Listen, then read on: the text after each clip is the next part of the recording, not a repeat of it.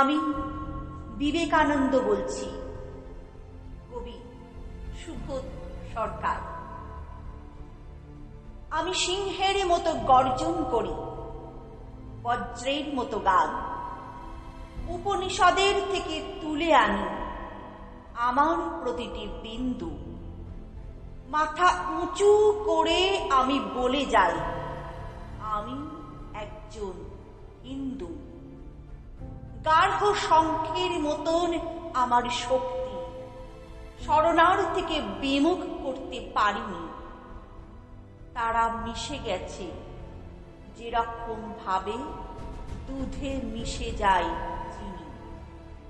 হোক না হেলেন, হোক না ইহুদি, হোক বলিভিয়া, চীন, জীবন পেয়েছে দুব্য ঘাসের স্পর্শে আমার ভারতবর্ষে।